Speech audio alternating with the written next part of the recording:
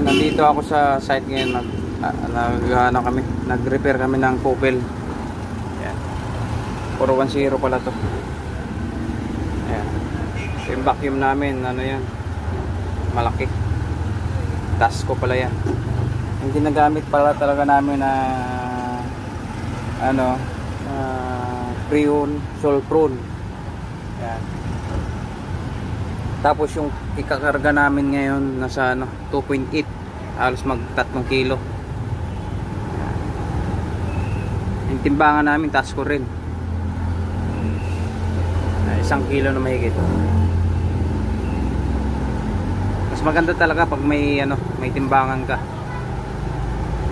kasi para hindi mag overcharge or mag undercharge yung karga.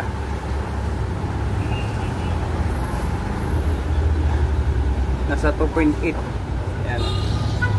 Halos 3 kilo yung karga. Ayan. Yung namin, Freon, Solpron. Papanda rin na lang namin to. Nandito pala kami sa yung inaayos namin. Yung couple na yan. Yan pala, nandito pala kami sa Yuning. Ayan. Pancit Palabok. Masarap yung nila dito. Yung mga, lalo na yung pancit nila. Kasi nakatikim kami ng 2 beses. Ayan. Masarap yung palabok nila. Ayan. Yung in-install namin dati. Ayan. Kinukuhanan ko ng amperahe pala to.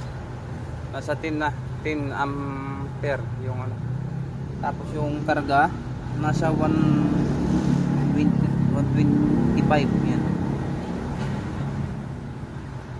Tapos yung maximum niya, yung ampere nasa 22.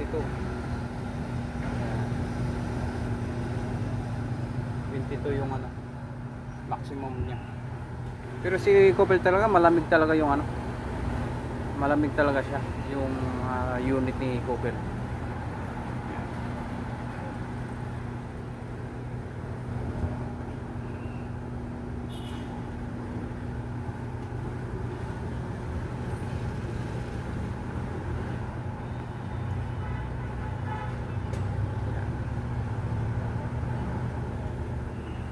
Mataas pa nasa 145 PSI na.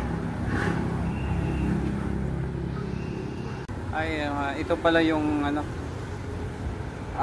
yung issue pala nito, siya, malaki yung flare sa indoor. Nagkaroon siya ng leak sa 5.8 yung niya sa copper. Yun pala yung issue dito. Masyadong malaki yung buka ng copper niya sa flare nut. Ayan, ni-repair ko ulit yung copper niya.